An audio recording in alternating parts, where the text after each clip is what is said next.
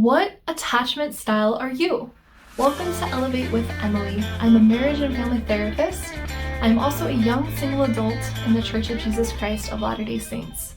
Now, who is with me about the struggles of dating? For so many years, I have struggled with dating, and I think I'll get into that more in a future video. I will entitle the video, Why I Am Still Single to This Day, but maybe not. I just want to talk a little bit about attachment styles because I have found that this is so crucial in the therapy that I do with people and the healing that comes in their therapy, as well as my own healing and growth, especially in regards to dating. I listened to this book called Attached. I've mentioned it in a previous video. I will include it in the description box below in case you haven't checked it out yet.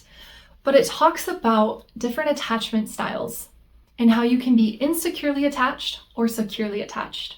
And if you're insecurely attached, you can have two different attachment styles. Well, technically three, but that one's less common. You can be anxiously attached, avoidantly attached, and then this third category of kind of both, like this disorganized attachment. But what is most common is that avoidant or anxious attachment. And I have discovered time and time again that I am definitely more on the anxious attachment side. As I have done so much growth in myself around friendships and dating, I have realized the deep extent that attachment style plays in our ability to connect with one another. My own mind was blown, despite knowing how important attachment is. So I just want to take a moment to go over the different attachment styles and help you figure out maybe what attachment style you have. And then of course, for a deeper dive into all of this, if this piques your interest, definitely check out the Attached audiobook. Do you find yourself in social situations worrying so much about yourself? You're worrying about how others are perceiving you. You're worried about how you're coming across. If other people cancel plans or make changes, then you find yourself thinking that it was somehow your fault. Did they cancel because of me? They didn't want to hang out with me. Something's wrong with me, I'm unlovable, people don't like me, right? So is it a lot of anxious thoughts about yourself and blaming yourself? Do you find yourself desperately wanting to be closer to people and putting so much into relationships, just giving, and then oftentimes you feel burnt out and why aren't people giving it back to me? Why do I feel so alone in this? Then you might be anxiously attached like me. Or do you find yourself in relationships feeling smothered? Feeling this person wants more than I'm able to give them. I feel like I'm failing. I can never give them what they want. Or you start noticing negative things about them. After you've been with them for a while, the honeymoon phase wears off and you start noticing habits or things that just annoy you or bug you about them. Or do you find yourself idealizing the perfect soulmate and how you just can never find her or him? If this is the case, then you might be avoidantly attached.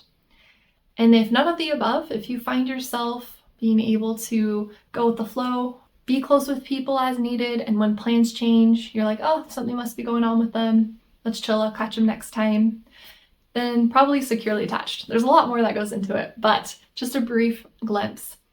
Well, your attachment style is going to impact the type of relationships you get into. When you are anxiously attached, that is okay. You are not too needy. You just need someone secure that can consistently soothe your anxieties until you feel secure. You can bring up over and over again as many times as you need your concerns, your worries, your needs, and being with someone who can acknowledge, validate, and soothe as many times as you need. That is a secure person that can then help get you to security, and that relationship is beautiful. If you're with someone who reinforces that neediness, who's yeah, give me a break. You are too needy. I need distance from you, blah, blah, blah, kind of pushing you away, that push-pull in a relationship, you're probably with someone avoidant and they just desire different closeness than you. They like a little bit of distance and you want no distance. You want to be right there. And so it's probably going to be very difficult and miserable because there's this push-pull of I'm pursuing, he's withdrawing. And fine, I withdraw, and then he maybe pursues or does just enough nice things to keep me around. One way to notice this kind of push-pull cycle is to ask yourself, are their actions matching their words? Because they might do something sweet or say something sweet once in a while, but then 90% of the time their actions are leaving you uncertain and unclear. And then one little nice thing is like, oh, okay, it's good again, I think. But then their actions don't match up their words all over again. And so it's just the cycle of their behavior and their words, like what they're telling you that they want, but then how they're acting is not matching up. Then they're probably avoidant. And again, you should avoid them. No, I'm just kidding. But just be mindful of that difference and how close you want to be together. And consider looking for people who are secure, who make you feel like you aren't too much, that you are great just the way you are, that your needs are heard and valued and okay to have. On the flip side, if you find yourself going from relationship to relationship, you're with a girl maybe a couple weeks, a couple months, or you're breaking up with someone like every year, and you just find that like every girl, like you like her at first, but then she becomes really annoying, or you like him at first and he starts getting on your nerves after a while, or you feel like he is too needy and wanting too much from you. They're probably anxiously attached, and they really need that validation that you are just unable to give them, because then that would be too vulnerable and pull them too close, and that's outside of your safety or comfort zone. And there's nothing wrong with these attachment styles. They were formed for survival.